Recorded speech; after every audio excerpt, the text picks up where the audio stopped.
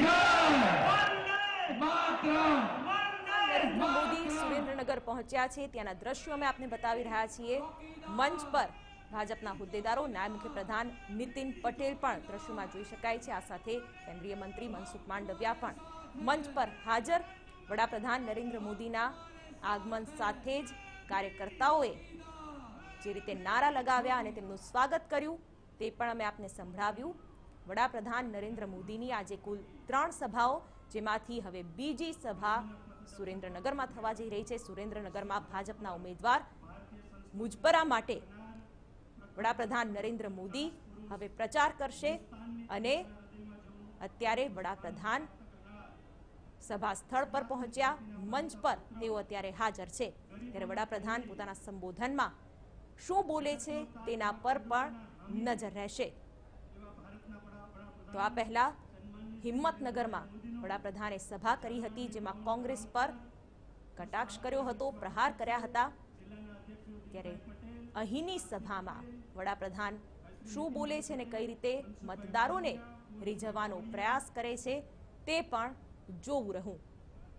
આ સાથે સંગઠન કાર્યકર્તાઓ પણ અહીં હાજર છે। વડાપ્રધાનના સ્વાગતની અત્યારે આ પળો, જ્યાં સુરેન્દ્રનગરના જે સ્થાનિક આગેવાનો છે તેઓએ વડાપ્રધાનનું સ્વાગત કર્યું। આગમન પહેલા પણ તૈયારીઓ કરવામાં આવી હતી અને હવે વડાપ્રધાન નરેન્દ્ર મોદી સાબરકાંઠામાં પ્રચાર બાદ સુરેન્દ્રનગર પહોંચ્યા છે તેના આ લાઈવ દ્રશ્યો। તો સુરેન્દ્રનગરનો જંગ પણ રસપ્રદ રહેવાનો છે, કારણ કે અહીં ત્રિપાંખ્યો જંગ છે। ભાજપ તરફથી નવા ઉમેદવારને ઉતારવામાં આવ્યા છે, બીજી તરફ કોંગ્રેસે સોમા પટેલને ટિકિટ આપી છે અને અપક્ષ ઉમેદવાર પણ અહીં ચૂંટણી મેદાનમાં છે। ત્યારે ત્રિપાંખ્યો જંગ અને જાતિગત સમીકરણો ધરાવતી આ બેઠક પર હવે વડાપ્રધાન નરેન્દ્ર મોદીની સભા કેટલી અસર કરી શકે છે તે પણ જોવું રહ્યું। તો સીધું જ વડાપ્રધાન નરેન્દ્ર મોદીનું સંબોધન અને થોડી જ વારમાં વડાપ્રધાન કાર્યકર્તાઓને સંબોધિત કરશે। તો વડાપ્રધાનની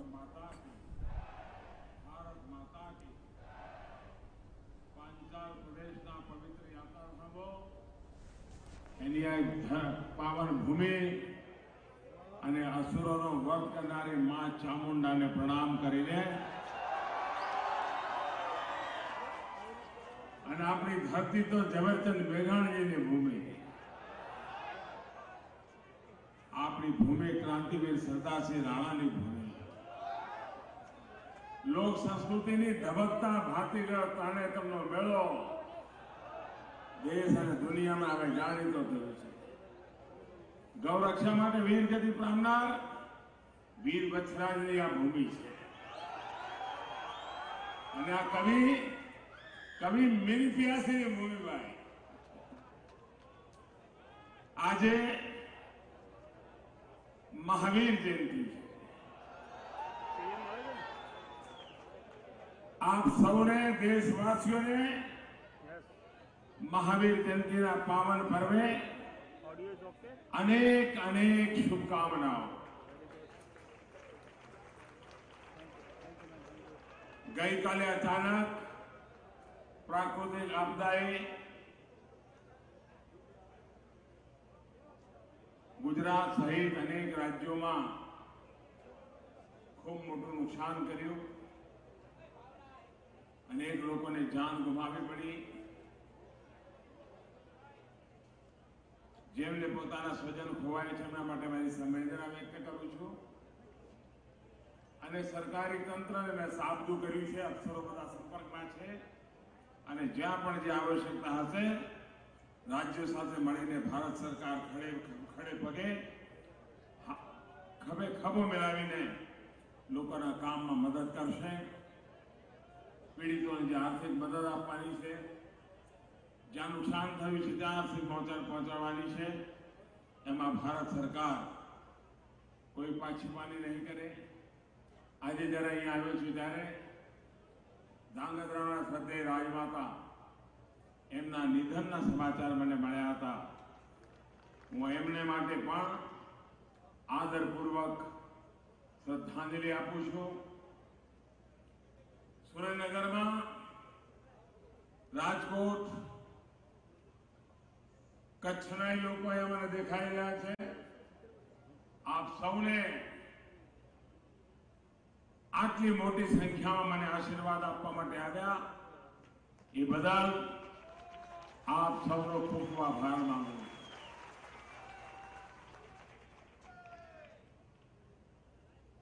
દેશ આખામાં જમણ ત્યાં સુધી સ્વાદિષ્ટ ન લાગે જ્યાં સુધી મીઠું આપણું પહોંચ્યું ના હોય. જેમ મીઠા વગર જમણ ન જામે એમ ગુજરાતની વિકાસ યાત્રામાં સુરેન્દ્રનગર વગર મોડું લાગે. અને મા દરબારના પહોંચ્યા પછી તો સુરેન્દ્રનગરની જાઓ જલાલી આમ નજરે દેખાય એવું જોવાનું. હું જયારે 2014માં આપની વચ્ચે આવ્યો ત્યારે આપને વચન આપ્યું હતું કે એવો પ્રધાનમંત્રી બનશે, એવો પ્રધાન સેવક બનશે જેમાં ક્યારે ને ક્યારે ઇતિહાસના લોકોએ લખ્યું છે પડશે કે આ દેશનો એવો પ્રધાનમંત્રી હતો. એને જો કોઈ એક ઇનામ આપવાની શરૂઆત કરવી જોઈએ તો પહેલું ઇનામ આપવું પડે મજૂરિયા નંબર 1.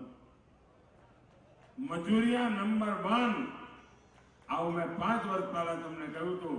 5 વર્ષમાં મજૂરી કરવામાં કોઈ કચાશ રાખી છે ભાઈ? રાત બી એક કર્યા છે કે નહીં? દેશ માટે દોડો છું કે નહીં? જન માટે દોડો છું કે નહીં? 2017માં આવ્યો ત્યારે પણ આપે મને અદભુત પ્યાર આપ્યો અને આજે ફરી એકવાર 2019માં આપણા આશીર્વાદ લેવા આવ્યો છું.